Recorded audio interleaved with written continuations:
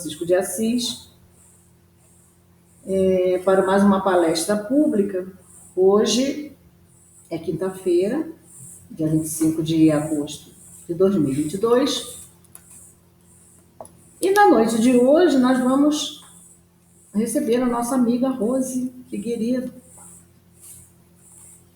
com o estudo sobre Bezerra de Menezes. Vamos falar sobre Bezerra de Menezes, nosso querido irmão. Então, nós vamos iniciar fazendo a leitura do livro Conversando com Leon Denis, tá? O Porquê da Vida, capítulo 4. E o título dessa pequena mensagem é Desce ao Fundo.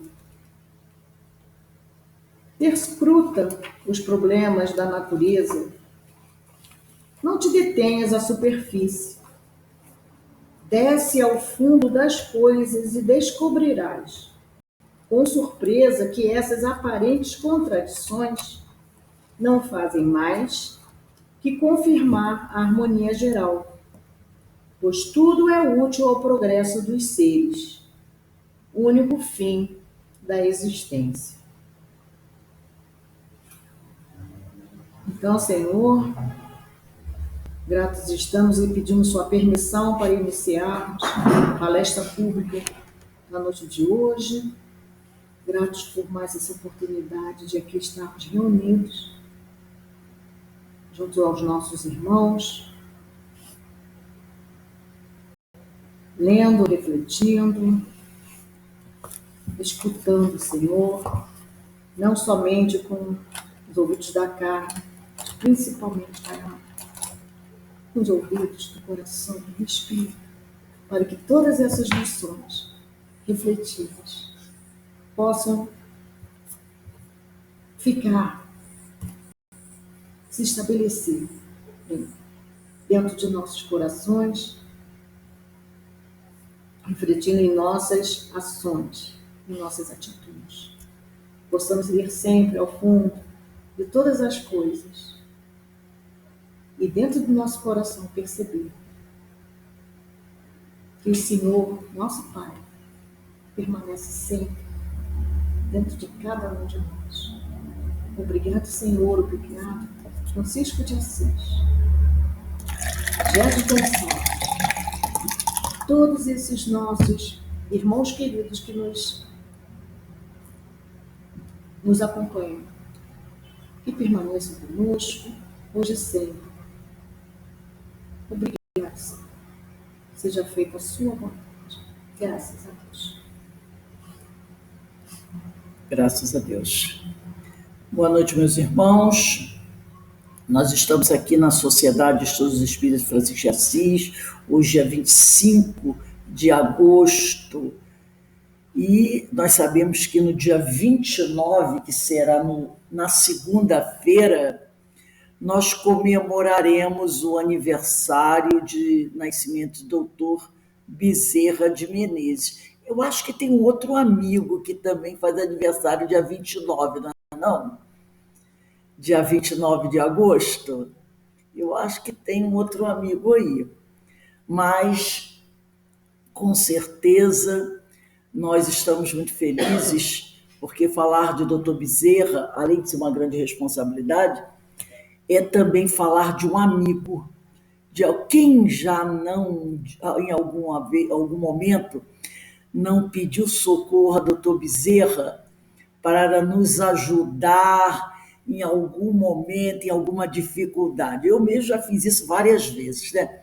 E a gente sabe que quando a gente dirige o nosso pensamento para o Dr. Bezerra, a gente sente, né, a presença dele ali com todo aquele carinho, com todo amor, a nos auxiliar. Então, eu me sinto muito à vontade para a gente conversar aqui um pouquinho sobre o Dr. Bezerra. Falta só um pouquinho, Denise, está escuro. Eu me sinto muito à vontade, porque eu tenho o Dr. Bezerra como um grande amigo. E aí a gente vai criando assim uma intimidade muito grande, né, com esse companheiro tão querido. Então, nós trouxemos aqui um trabalho muito simples, né? Para a gente conversar sobre o Dr. Bezerra e que a gente possa ir trocando as nossas energias, que a gente possa ir trocando as nossas melhores vibrações. Sempre nunca esquecer de agradecer a Dr. Bezerra por todo o carinho, por todo o amor que ele tem para com todos nós. Então, eu vou compartilhar aqui o ecrã. Nós abrirmos aqui o nosso trabalho. Realmente, o Dr. Bezerra é uma personalidade muito querida por todos nós, né? Então, vamos lá. Então, nós temos aí, ó, dia 29 de agosto, nascimento de Dr. Bezerra, o médico dos pobres. Esse médico, né, essa semana até falamos sobre isso, que Celina, né? Celina, um espírito que está sempre junto a Maria de Nazaré, esteve aqui na Terra para convidar Dr. Bezerra, que já estava no plano espiritual, mais próximo à Terra, para que ele pudesse, por merecimento, né? Na realidade, ela estava fazendo um convite, dizendo a ele que, por merecimento, ele já poderia ir para esferas mais sublimes, mais superiores. E ele pediu a Celina que levasse um recado a Maria, de quem ele era muito devoto, para que ela permitisse que ele ficasse aqui por mais 50 anos, porque ainda haviam muitos companheiros, irmãos dele, a quem ele amava muito, que estavam aqui, ainda passando dificuldade, e ele gostaria de permanecer. Então, esses 50 anos já aumentaram e ele está por aqui, e sempre que nós precisamos, doutor Bezerra, dentro do nosso merecimento, dentro daquilo que lhe é possível fazer, ele sempre está lá pronto a nos auxiliar. Isso é muito bom. Mas nós vamos começar conversando aqui, falando sobre quando o doutor Bezerra, que como nós sabemos, o doutor Bezerra já é um espírito, já com um espírito superior, um espírito com muitas conquistas. E quando o doutor Bezerra ele estava para reencarnar, né, no plano espiritual, ele recebeu uma visita e foi feito a ele foram dados a eles algumas orientações, alguns avisos, que nós vamos ver aqui. Deixa eu avançar. Peraí, que eu apertei o negócio aqui.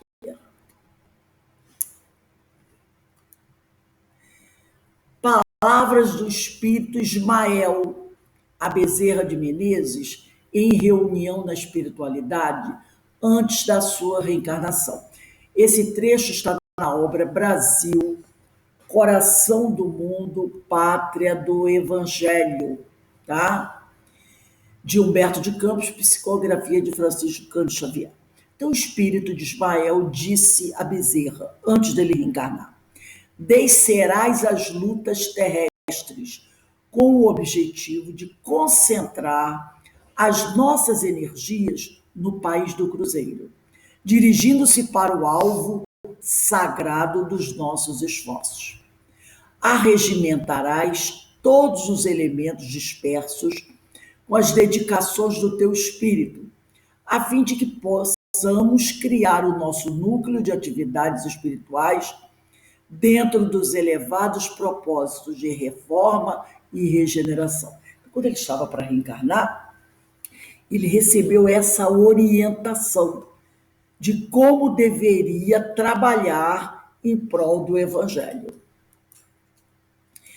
Não continua Ismael, não precisamos encarecer aos teus olhos a delicadeza da missão, mas com a plena observância do Código de Jesus e com a nossa assistência espiritual, pulverizarás todos os obstáculos, à força de perseverança e de humildade, consolidando os primórdios de nossa obra, que é de Jesus, no seio da pátria do Evangelho. Se a luta vai ser grande, considera que não será menor a compensação do Senhor, que é o caminho, a verdade e a vida. Então já avisaram a ele, né? Você irá reencarnar, ajudará na implantação do Evangelho do Senhor na Terra, né, no planeta Terra, vai enfrentar obstáculos, porque toda vez que um espírito missionário encarna na Terra, ou reencarna, ele vem para realizar um trabalho de suma importância. Ele vem como um discípulo de Jesus. E quando esses espíritos vêm à Terra para realizar um trabalho dessa magnitude, há sempre aqueles que não simpatizam com aquele trabalho e já se colocam de plantão para tentar bloquear, né, o trabalho. Já até falamos sobre isso essa semana, não é? Que estão ali de plantão aguardando. Então, esses missionários, assim foram com todos eles, eu não me lembro de nenhum que tenha reencarnado e tenha tido uma vida, sabe, tranquila, sem ataques, sem nada. Bem, aí a gente para pensar. Se Jesus enfrentou tudo o que enfrentou, sem ter nada para reparar, ninguém mais pode reclamar. Nenhum outro que venha, né?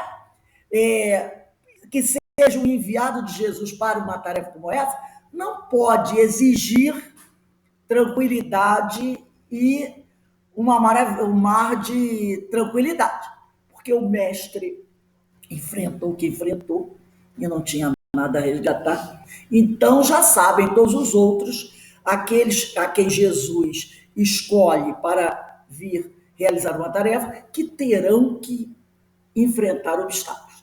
E aqui ele diz aqui, ó, não precisamos encarecer aos teus olhos a delicadeza da missão, mas com a plena observância do Código de Jesus e com a nossa assistência espiritual, pulverizará todos os obstáculos. Então, ele está dizendo, você vai encarar obstáculos, mas você sabe que a sua missão é importantíssima. Nós estaremos aqui lhe dando assistência. Jesus não disse assim no Evangelho? Bem-aventurados os aflitos, que eu vos aliviarei. Eles não disseram, você vai, que nós tiraremos do seu caminho todos os obstáculos. Não, eles dizem aqui, ó, você deve pulverizar todos os obstáculos, quer dizer, e tirar os obstáculos do seu caminho, com observância, seguindo os ensinos de Jesus, e com a nossa ajuda, você terá condições de tirar os obstáculos. Mas é você que tem que tirar os obstáculos, não somos nós. Você tem o Evangelho do seu lado e tem o nosso amparo, a nossa torcida, o nosso apoio. Mas o trabalho é seu. Né? Então ele diz aqui, a força de perseverança. E doutor Bezerra teve muita, né? Enfrentou muitos obstáculos.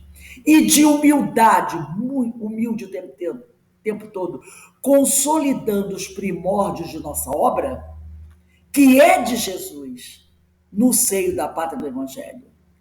Aí ele diz, se a luta vai ser grande, e foi, considera que não será menor a compensação do Senhor, que é o caminho, a verdade e a vida. Quanto maior a luta que você tiver que enfrentar, e ao enfrentá-la com perseverança e humildade, maior será a compensação que você vai receber. Maior os louros. Então ele veio com essa missão de realizar o trabalho que ele tinha que realizar, e realizou, né? Tanto que recebeu o título de o médico dos pobres, não é? Teve uma vida de renúncia, de muito amor pelos seus irmãos. Esse amor se estendeu após a sua vida física, e até hoje ele está aí, né? Nos amando, nos auxiliando dentro daquilo que é possível o doutor Bezerra fazer. Opa, eu aperto o botão errado. É aqui.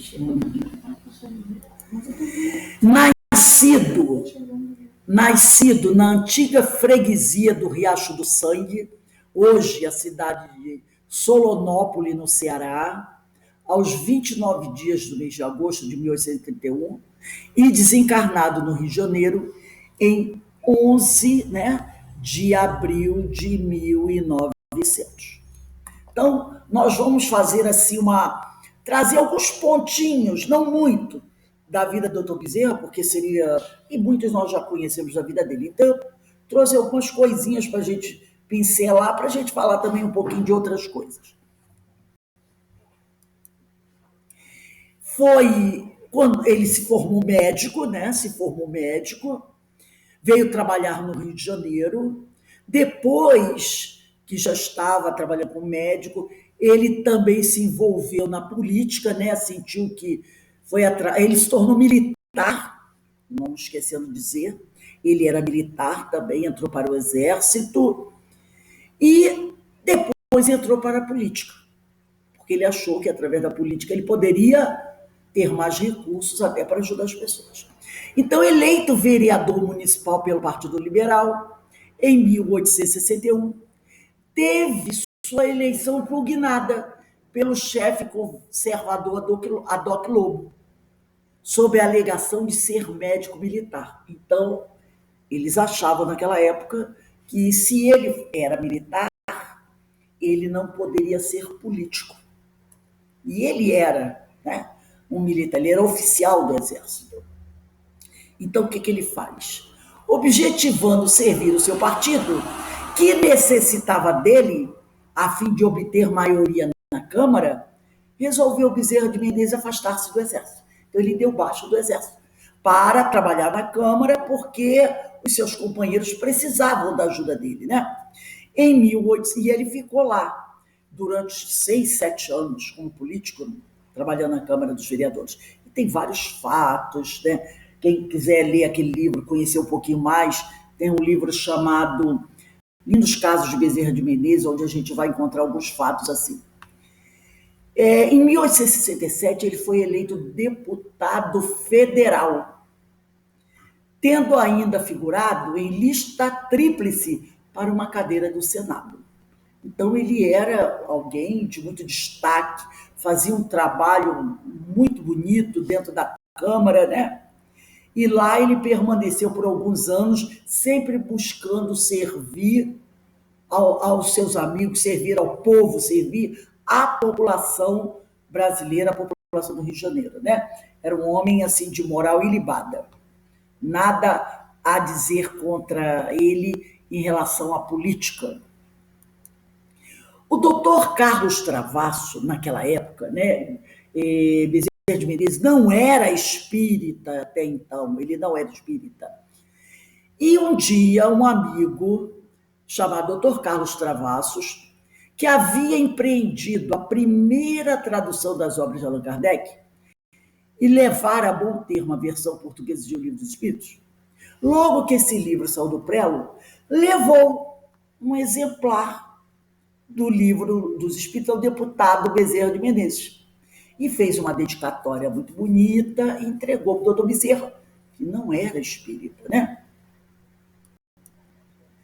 E aí o doutor Bezerra, pegou o livro, leu, e ele disse assim, eu já tinha lido ou ouvido tudo o que se achava do Livro dos Espíritos, porque até então o Livro dos Espíritos já tinha sido publicado, já tinha sido feito traduções, já estava sendo vendido aqui no Brasil, e chegou com aquela ideia, aquela novidade, o pessoal lendo, vendo aquela coisa diferente, e aí, ao mesmo tempo, tendo um problema com a Igreja Católica, que não via com os bons olhos essa questão desses livros. Nós sabemos que naquela época as casas espíritas costumavam ter um caderno, que ficou aí até muitos anos, ainda, aquele caderno numa mesa na entrada da casa espírita, onde todo mundo que chegava assinava ali o nome. Aquele caderno tinha uma razão de ser, Era porque a polícia, de vez em quando, passava pelos centros espíritas, ia lá olhar o nome das pessoas que tinham assinado. Era uma forma de ver e saber quem estava frequentando, quem estava seguindo aquilo, né? Nessa época, os centros espiritualistas de Umbanda, Candomblé, esses eram muito rechaçados. Então, a maioria deles eram escondidos, assim, nos bairros mais retirados. Inclusive, daquele livro Diversidade dos Carismas, o Hermínio de Miranda conta a história da médium Regina, que foi convidada a ir visitar um centro espírita. Era um centro de Umbanda, e o centro ficava num bairro afastado, né, do centro da cidade, aonde para chegar lá ela tinha que entrar por um terreno baldio, seguir um caminhozinho cheio de mato, porque eram escondidos, que se a polícia desse, prendia todo mundo. Tanto que quando ela sai de lá, ela quase não consegue chegar na estrada para poder pegar um ônibus para voltar para casa. Então era tudo muito escondido. E agora, os centros onde estava Kardec não viviam, não eram assim escondidos, mas eram vigiados. A polícia ficava de olho, né? E aí, o doutor Bezerra, quando entra em contato com esse livro, né, ele diz: eu já tinha lido, ouvido o que se achava no livro dos Espíritos. Já tinha dado uma olhadinha assim. Preocupei-me seriamente com este fato maravilhoso e a mim mesmo dizia: parece que eu era espírita inconsciente, ou mesmo, como se diz vulgarmente, de nascença. Quando ele entra em contato, ele já tinha escutado falar, mas ainda não tinha pego o livro, feito aquela leitura, né? Me lembra um pouco Eurípides, né? Quando pega aquele livro do Leon Denis, se eu não me engano, é Depois da Morte. Ele, ao ler o livro, ele percebe que ele já tinha um certo conhecimento sobre aquilo, né? E aí ele começa a mergulhar cada vez mais no estudo da doutrina. Em 1883, reinava um ambiente francamente dispersivo no seio do espiritismo brasileiro. E os que dirigiam os núcleos espíritas do Rio de Janeiro sentiam a necessidade de uma união mais bem estruturada, que por isso mesmo se tornasse mais indestrutível, mais forte. Nessa época, o doutor Bezerra já era espírita, já frequentava as casas espíritas, já fazia todo um trabalho de divulgação, já estudava a doutrina, né? Mas o ambiente espírita, naquela época, estava assim um pouco desorganizado, né? E aqueles que dirigiam as casas espíritas sempre reclamavam disso, que eles precisavam se unir mais para que o movimento espírita fosse mais consistente, né? Porque era aquela coisa de cada um fazia o que queria do seu jeito, né? Então ele sentiu a necessidade de uma união mais bem estruturada e que por isso mesmo se tornasse mais sólida, né? Mais consistente. Os centros onde se ministrava a doutrina trabalhavam de forma autônoma. Cada um deles exercia sua atividade em um determinado setor, sem conhecimento das atividades dos demais. E foi isso que levou à fundação da Federação Espírita Brasileira. Essa necessidade de união, de ter uma casa máter, né, que buscasse dar orientações às várias casas espíritas, né, para que elas pudessem, né, saber o que uma estava acontecendo, para que pudessem se ajudar, para que o movimento crescesse, porque era muito dispersivo. Isso poderia levar a ir desaparecendo com o tempo, ou então, de repente, coisas não muito boas surgirem daí, né? Cada um fazendo do seu jeito, né? Pode dar um problema maior. Em 1893, houve uma convulsão. Aí a questão, né, política no Brasil, né? E em 1893, a convulsão provocada no Brasil pela revolta da Armada ocasionou o fechamento de todas as sociedades espíritas. Todas as casas religiosas tiveram que fechar as portas. No Natal do mesmo ano, quer dizer, em dezembro, Bezerra acabou encerrando a série de estudos filosóficos que vinha publicando em O País, que hoje, inclusive, tem 3 livros, volume 1, volume 2, volume 3. Esses volumes, eles têm os artigos escritos pelo Dr. Bezerra para o jornal O País. Então, eles pegaram todos esses artigos e formaram 3 livros, tá? Então, são textos maravilhosos. Muitos deles assinados com pseudônimo de Marx, né? Em 1894, o ambiente político do Brasil mostrou tendências para melhora. E aí, o nome de Bezerra de Menezes foi lembrado como o único capaz de unificar o movimento espírita. O infatigável batalhador, com 63 anos de idade, acabou assumindo a presidência da Federação Espírita Brasileira, cargo que ele ocupou até 11 de abril de 1900, quando ele desencarnou, né? Então, aqui eu trouxe uma pálida visão da vida do Dr. Bezerra, do que o Dr. Bezerra fez dentro do movimento espírita, né? Como político, inclusive até hoje na Câmara, lá, né? Na cidade, tem um retrato dele lá, direitinho, né? Mostrando a importância que ele teve para a política do Rio de Janeiro, né? Para a política brasileira, colocando-se a serviço, né? Do país para auxiliar a todos que necessitavam. Aqui eu selecionei alguns pontos, sabe? Para a gente conversar um pouquinho dos ensinos, das orientações de Dr. Bezerra de Menezes. Porque, como nós falamos, Dr. Bezerra de Menezes é de uma grande importância para o movimento espírita. E o que ele deixou de textos, né? Mensagens, artigos publicados, essa coleção de estudos filosóficos do Dr. Bezerra de Menezes, no CIOI tinha um estudo. Esse estudo durou alguns anos, era sempre domingo, meio-dia. Depois que terminava o Domingo de Luz, nosso irmão José Marcos Travassos, ele é que coordenava esse estudo. E eles estudaram os 3 volumes. Eram artigos maravilhosos. Cheguei a estudar com eles algumas vezes, e eram orientações que o Dr. Bezerra deixa para todos nós, sobre tudo, sobre filosofia, sobre religião, sobre mediunidade, chamados para nos convidando à vigilância, nos convidando a trabalhar incessantemente na nossa renovação moral. E eu destaquei alguns para a gente conversar um pouquinho aqui. Dr. Bezerra, no livro Força Soberana, de João Nunes Maia, pelo Espírito Miramês, no prefácio ele diz assim: o Brasil está cheio destes tesouros surgidos pelas vias das mediunidades.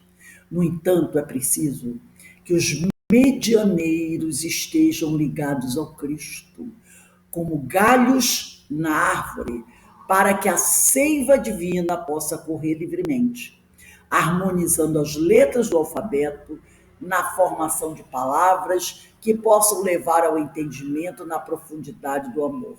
Aí eu me lembro daquela parreira de uva. Lembra da parreira de uva? Onde a gente lembra aí do estudo que nós fizemos, que o galho tem que estar ligado ao tronco para que, né, possa dar o fruto, que é o cacho da uva, né? Então ele diz aqui: o Brasil está cheio desses tesouros surgidos pelas vias das mediunidades. Quem são esses tesouros? São os médiuns. São os médiuns. E ele diz: mas é preciso que os medianeiros, que os médiuns estejam ligados ao Cristo. Que essa mediunidade seja mediunidade com Jesus. Porque existe a mediunidade sem Jesus. Porque a mediunidade não depende da moral, da inteligência, não é? A mediunidade é dada a todos por Deus. Então, muitas pessoas falam: mas por que Deus deu mediunidade para uma pessoa sem moral? Todos têm direito a ela. Todos têm direito a ela. Então, é preciso que os medianeiros estejam ligados ao Cristo, como galhos na árvore. Porque o galho que está ligado ao tronco recebe a seiva. recebe a seiva, né? E aí, essa seiva divina, ela pode correr livremente, harmonizando as letras do alfabeto na formação de palavras. O que é que o medianeiro vai falar? A palavra dele tem que ser uma palavra evangelizada. E não é só a palavra que a gente fala, a palavra escrita também, né? Os textos que nós escrevemos, a nossa conduta, não é? Tem que estar tudo harmonizado. Então não adianta você falar coisas bonitas, escrever coisas bonitas, mas a sua conduta ser feia. Tudo tem que estar harmonizado, né? Para que isso possa levar ao entendimento na profundidade do amor. Aí eu trouxe aqui esse livro, O Espírito da Verdade, isso aqui está bem velhinho, né? Psicografia de Francisco Cândido Xavier, autores diversos. E aqui, nesse capítulo 67, que é um texto de Eurípides Barçanufo, ele diz assim: quem hoje ironiza a mediunidade em nome do Cristo, esquece-se naturalmente de que Jesus foi quem mais a honrou neste mundo, erguendo-a ao mais alto nível de aprimoramento e revelação, para alicerçar sua eterna doutrina entre os homens. Ele não é o exemplo? Não é o guia? Então, se ele mais a honrou neste mundo, erguendo ao mais alto nível de aprimoramento e revelação, o que nós temos que fazer? Seguir o exemplo dele. E depois Eurípides vai dizer assim: como é fácil de observar a mediunidade como recurso espiritual de sintonia. Não se confunde, olha só o que ele diz, a mediunidade não se confunde com a doutrina espírita, que expressa atualmente o cristianismo redivivo. Mas sempre que enobrecida pela honestidade, pela fé, pela educação e pela virtude, é o veículo respeitável da convicção na sobrevivência. Assim, pois, não nos agastemos contra aqueles que a perseguem através do achincalhe, tristes negadores da realidade cristã, ainda mesmo quando se escondam sob os veneráveis distintivos da autoridade humana, porquanto os talentos medianímicos estiveram incessantemente nas mãos de Jesus, o nosso divino mestre, que deve ser considerado por todos nós como sendo o excelso médio de Deus. Né? Então devemos seguir o exemplo. Então o doutor Bezerra nos chama a atenção para isso, né? Que é preciso que os medianeiros estejam ligados ao Cristo, como galhos na árvore, para que a seiva divina possa correr livremente, promovendo toda uma harmonia. E aqui nós vamos falar, no livro Loucura sobre o Novo Prisma, o doutor Bezerra de Menezes vem falar sobre uma coisa muito importante, muito importante. Ele vai dizer assim, é um outro tópico que eu peguei para a gente entender o pensamento do doutor Bezerra, trazendo um alerta. Ele diz assim, ele vai falar sobre o que naquela época dele era chamado de o idiota, que era uma patologia. O idiota é o deficiente. E ele diz assim, o idiota, porque essa parte que eu estou trabalhando agora são orientações do doutor Bezerra. Então nós falamos dos médios, agora nós vamos falar sobre o espírito e suas dificuldades. O doutor Bezerra diz assim, o idiota, que é o deficiente, não é um espírito privado de inteligência. Porque muitos de nós pensamos isso. Porque Deus cria todos em identidade de condições. E a todos dá os mesmos meios para desenvolverem sua perfectibilidade. Está lá no Livro dos Espíritos, questão 115, né? Na questão 115 do Livro dos Espíritos, a pergunta é, dos espíritos, Kardec pergunta, uns terão sido criados bons e outros maus? E os espíritos dizem, não, Deus criou todos os espíritos simples e ignorantes, isto é, sem saber. Criou todos, A cada um deu determinada missão, com o fim de esclarecê-los e de os fazer chegar progressivamente à perfeição pelo conhecimento da verdade, para aproximá-los de si. Então, esses nossos irmãos deficientes, que eram chamados de idiota, né, pela ciência, não são privados de inteligência. Deus cria a todos em identidade de condições e a todos dá os mesmos meios para desenvolverem sua perfectibilidade. O termo idiota evoluiu de forma depreciativa, não foi? Para caracterizar uma pessoa ignorante, simples, sem educação. Popularmente, um idiota é um indivíduo tolo, imbecil, desprovido de inteligência e de bom senso. Idiotice é o produto daquele que é idiota na ideia, no pensamento popular, porque nós distorcemos o sentido da palavra. Na psiquiatria, o idiota é aquele que sofre de idiotia, que é o diagnóstico atribuído ao indivíduo mentalmente deficiente, com um grau avançado de atraso mental, ligado a lesões cerebrais. No estado de idiotia profunda, o portador dessa patologia tem suas capacidades vitais reduzidas no estado semelhante ao coma, quando essa patologia é muito acentuada. Aí está, diz Dr. Bezerra, em sua completa expressão, o exemplo vivo da dependência da alma em relação ao corpo. Exemplo que se traduz, né, por um provérbio. Ele está querendo nos mostrar que nós temos, todos nós conhecemos, esses irmãos que sofrem dessas deficiências. E aí ele vai dizer, mostrando para a gente, através da vida que aqueles irmãos estão levando, que para a gente perceber a dependência da alma em relação ao corpo, né? E aí ele diz que esse exemplo se traduz por este provérbio: a alma tem o corpo de que precisa para sua missão na vida terrena.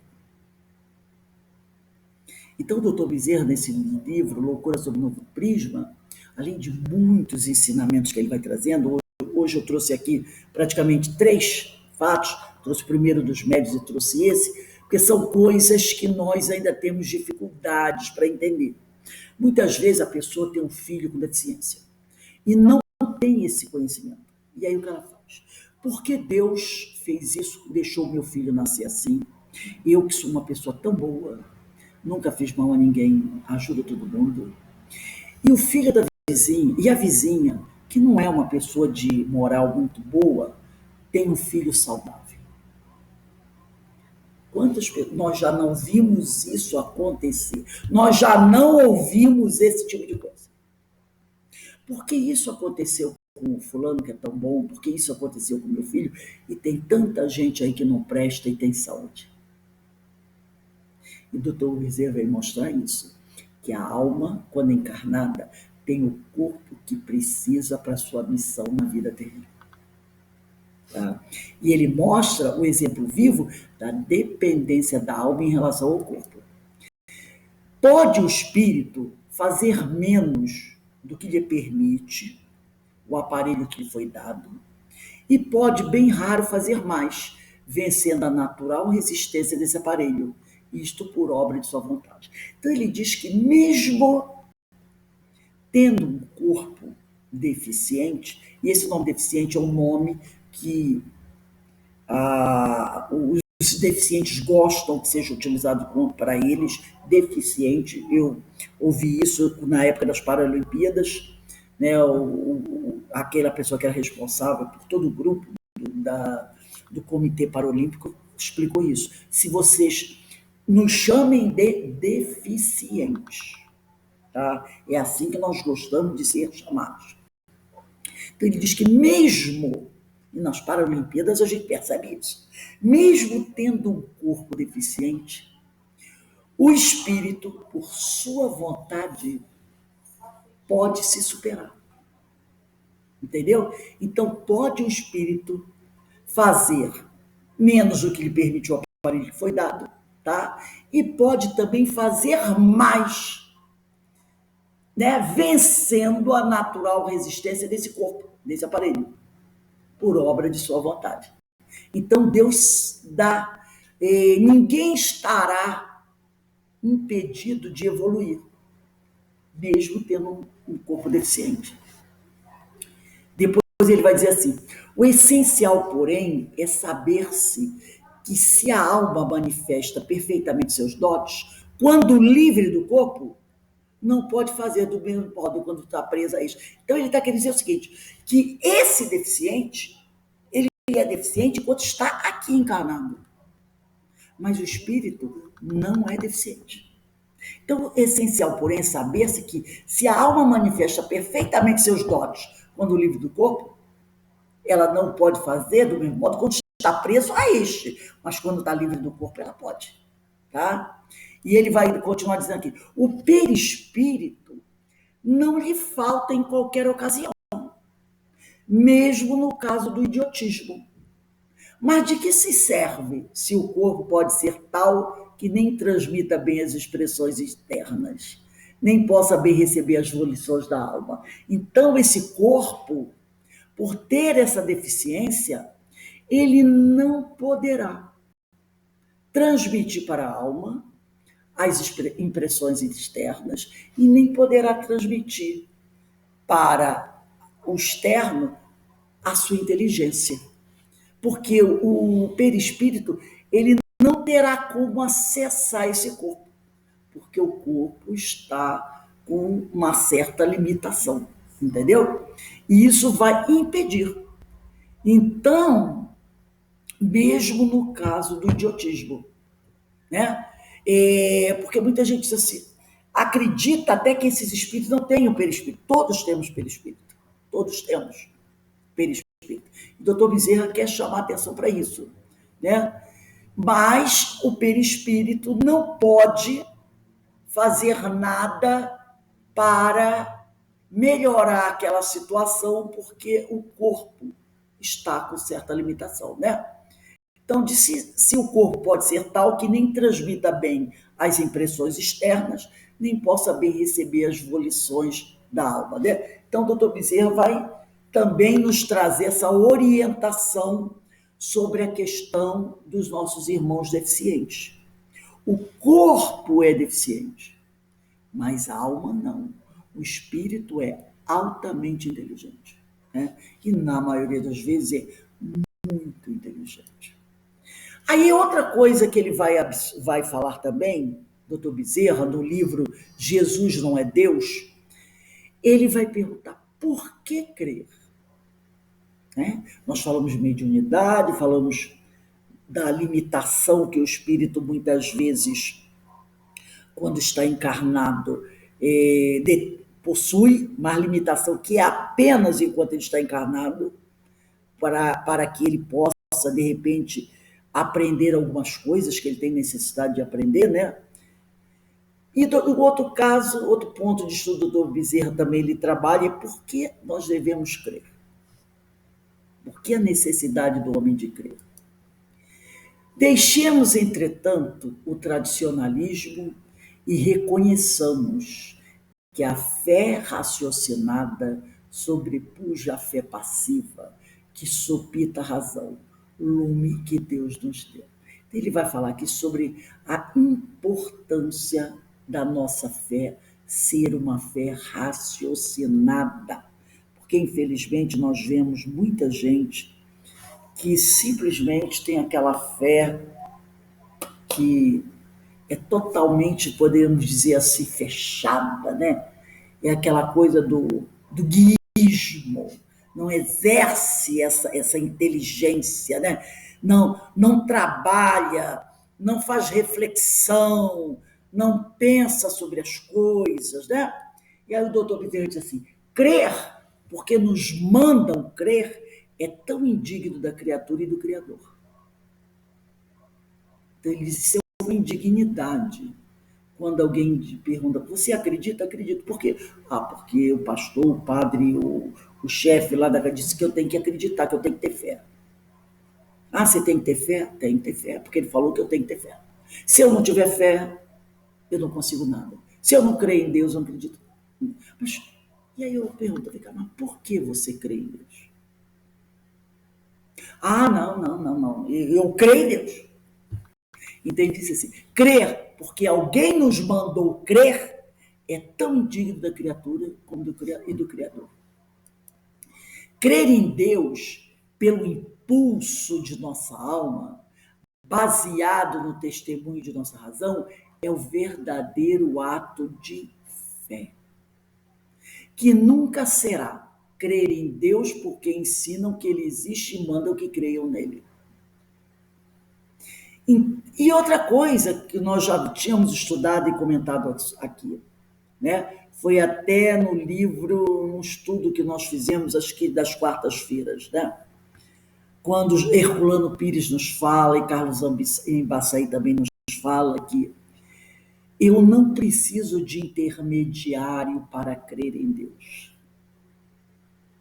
E a pessoa não precisa fazer parte de uma religião institucional, né? Para se afirmar, para afirmar a sua fé nem a sua crença. Então, crer em Deus, nós devemos crer em Deus pelo impulso de nossa alma, baseado no testemunho de nossa razão. A nossa fé tem que ser uma fé raciocinada. Esse é o verdadeiro ato de fé.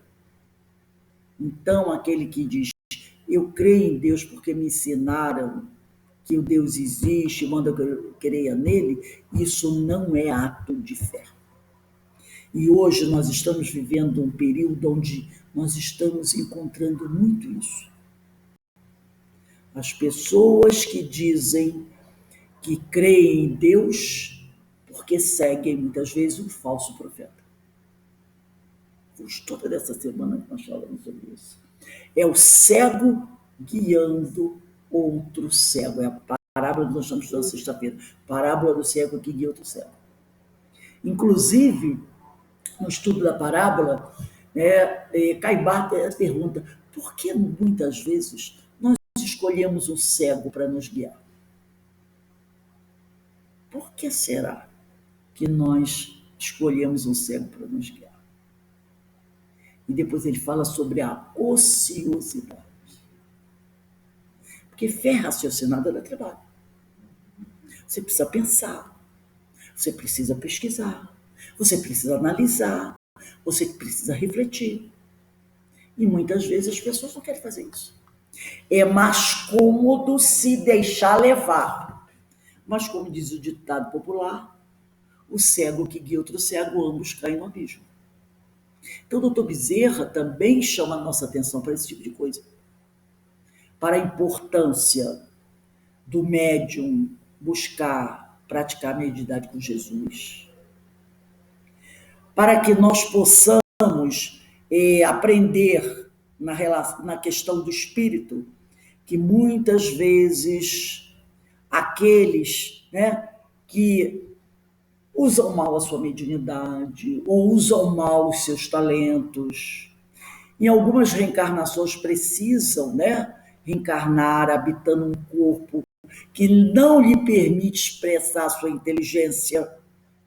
Isso é uma forma para que nós possamos refletir mais sobre as nossas condutas, sobre o uso dos nossos talentos. E aqui ele nos mostra a importância da fé raciocinada.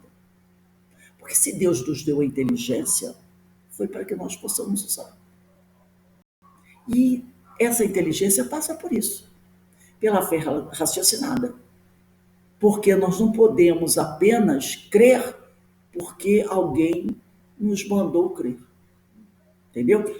E que o verdadeiro ato de fé é aquele quando eu dou o testemunho da minha razão. É quando eu reflito, eu entendo por que eu devo crer em Deus. Então, eu selecionei esses 3 pontos para a gente poder, esses 3 pontos eu estou dizendo atrás, para que a gente pudesse fazer uma reflexão sobre esses temas tão importantes que o doutor Bezerra trabalhou e deixou para todos nós.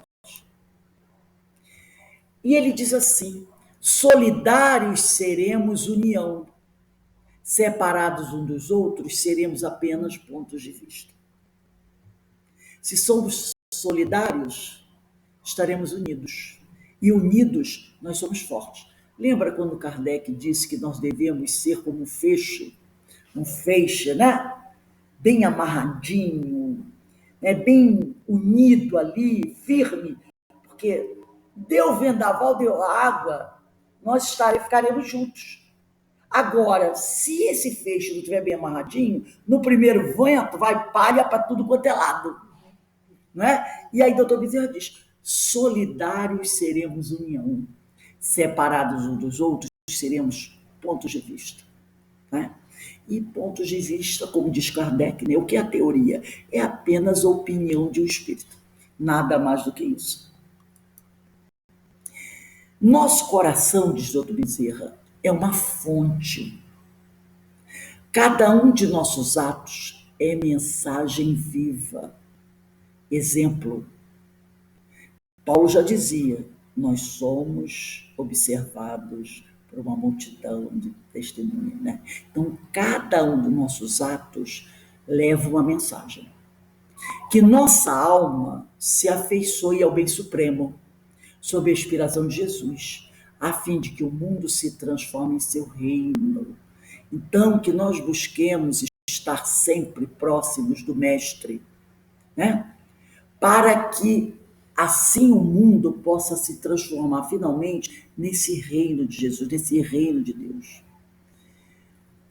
Nos permitindo ser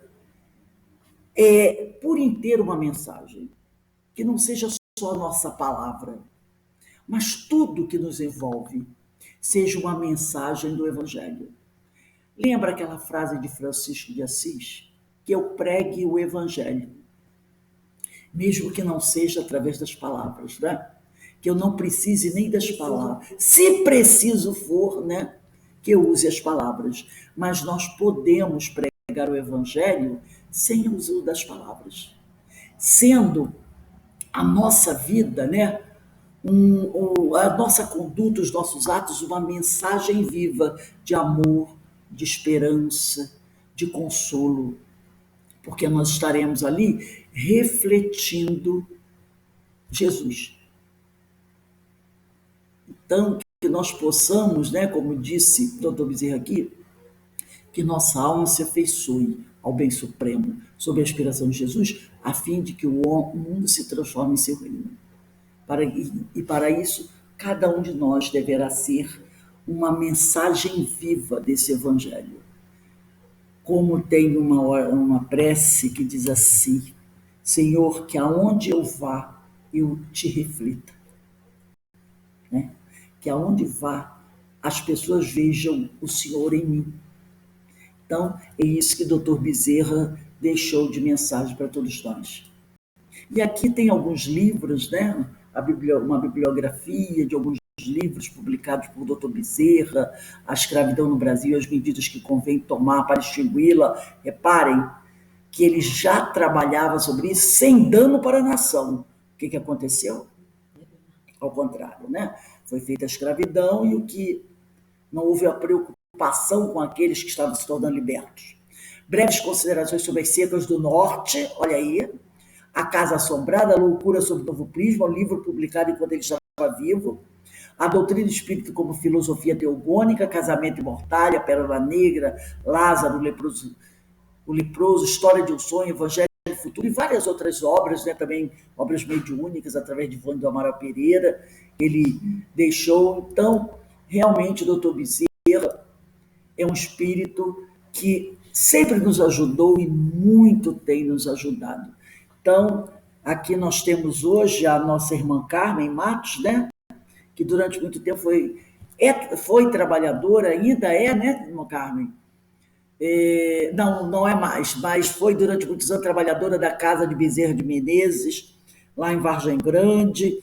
Eu fui amiga do Jorge, naquela época presidente, hoje não é mais, presidente da Casa de Bezerra de Menezes. E doutor Bezerra realmente ele está em todos os lugares, sempre procurando nos ajudar. Então, o que eu trouxe hoje aqui foi mais assim, pinceladas sobre o muito que doutor Bezerra deixa para nós, de ensinos, de orientações, de alertas, para que a gente possa, né, continuar nossa caminhada, mas na certeza que sempre que precisarmos, doutor Bezerra está aí, esse grande amigo, a nos estender a mão e a nos amparar, né, nos ajudando na estrada que nós estamos, que todos nós ainda temos a caminhar. Então eu agradeço muito a doutor Bezerra de Menezes por tudo que ele tem feito por essa humanidade que habita esse planeta Terra e por aqueles também que estão no plano espiritual, que o conhecem e que estão sempre pedindo ajuda a ele. Então, que o Senhor nos abençoe. Obrigada, Rose, pelo